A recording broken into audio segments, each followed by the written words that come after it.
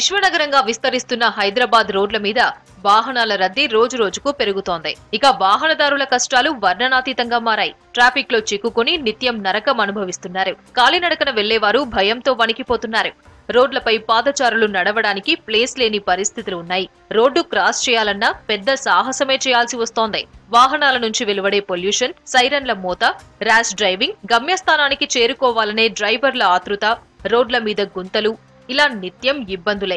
నగరంలో వర్షం పడితే వాహనదారుల పరిస్థితి వేరే చెప్పాల్సిన పనిలేదు. ప్రభుత్వానికి ఆదాయం మీద ఉన్న ప్రేమ నగర ప్రణాళికలపై లేదన్న విమర్శలు వినిపిస్తున్నాయి. రోజురోజుకు వాహనాల రద్దీ ప్రధాన సమస్యగా మారుతోంది.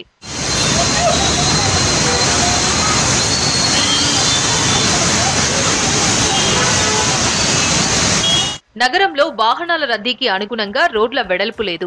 ఇరుకుగా ఉండే రహదారులపైనే నిత్యం లక్షలాది వెహికల్స్ ప్రయాణిస్తున్నాయి. ట్రాఫిక్ పరిస్థితి చూసి ప్రమాదాల బారిన పడకుండా కొందరు ఎస్యూవీ వాహనాలు కొనుగోలు చేస్తున్నారు. ఇవి పెద్దగా ఉండడంతో రోడ్డు మీద జాగా ఎక్కువ తీసుకుంటున్నాయి. వీటిలో సాధారణంగా ఒక్కరు లేదా ఇద్దరు ప్రయాణిస్తారు. ఇలా రోడ్డు కొందరికే పరిమితమవుతోంది. ఎస్యూవీ కార్ల సంఖ్య ఎక్కువ ఉన్న ప్రాంతాల్లో 1 కిలోమీటర్ వరకు ఆ వాహనాలు నిలిపితే అందులో పట్టుమని 30 మంది కూడా ప్రయాణం చేయని పరిస్థితి.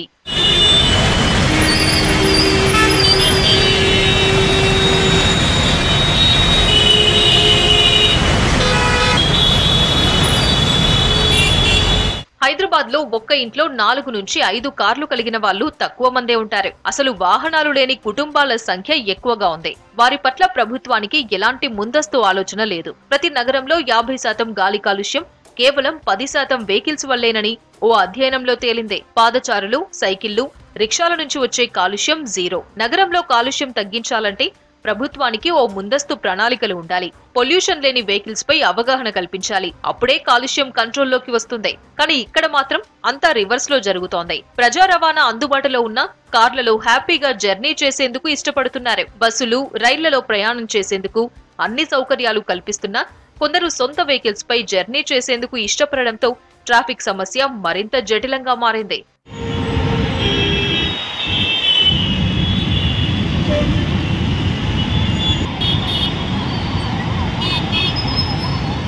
వాహనాల సంఖ్య పెరిగినా కొద్దీ రోడ్లను వెడల్పు చేయడం సాధ్యం కావడం లేదు. కొందరే కార్లు కొంటున్నా అందరి కోసం ఉన్న రోడ్డు కొందరికే ఉపయోగపడితే అనేక సమస్యలు వస్తాయి. కార్ల సంఖ్యను ప్రోత్సహిస్తే అది అభివృద్ధి చెందినట్టు కాదు. అందుకే వాహనాల సంఖ్యతో పాటు వాహన కాలుష్యం మీద నియంత్రణ ఉండాలంటే నగరానికి ఒక శాస్త్రీయ రవాణా విధానం కావాలి. ప్రస్తుతం అది లేదు. ఇక్కడనే రిజిస్ట్రేషన్ చేసుకున్న వాహనాలతో పాటు ఇంకెక్కడివో వాహనాలు నిత్యం నగరానికి వచ్చిపోతున్నాయి. 70 నుంచి 80 లక్షల వాహనాలు నగరం రోడ్లపై చక్కర్లు కొడుతున్నాయి. ఇన్ని వాహనాలకు తగిన రోడ్ల వ్యవస్థ సక్రమంగా ఉందా అంటే అది ఖచ్చితంగా లేదనే చెబుతున్నారు ఎక్స్పర్ట్స్.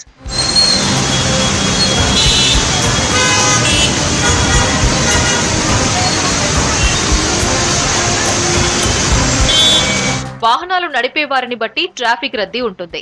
ట్రాఫిక్ నిబంధనల మీద సరైన అవగాహన లేనివారు వాహనాలతో రోడ్లపైకి వస్తున్నారు. కొందరైతే ఓవర్ స్పీడ్ తో డ్రైవింగ్ చేస్తుండగా మరికొందరు ట్రాఫిక్ రూల్స్ బ్రేక్ చేస్తూ ఇష్టారీతిన డ్రైవింగ్ చేయడంతో రోడ్లపై రద్దీ పెరిగింది. ఎలాంటి శిక్షణ లేనివారు వాహనాలను డ్రైవ్ చేయడంతో రద్దీ ప్రాంతాల్లో ట్రాఫిక్ సమస్య ఎక్కువగా ఉంటోంది. దీంతో రోడ్లపైన వాహనాలు బారులు తీరుతున్నాయి. అలాంటి పరిస్థితి రాకుండా ఉండాలంటే డ్రైవర్లకు ట్రైనింగ్ చాలా అవసరం. లేకుంటే ప్రమాదాల బారిన పడే అవకాశం ఉంది.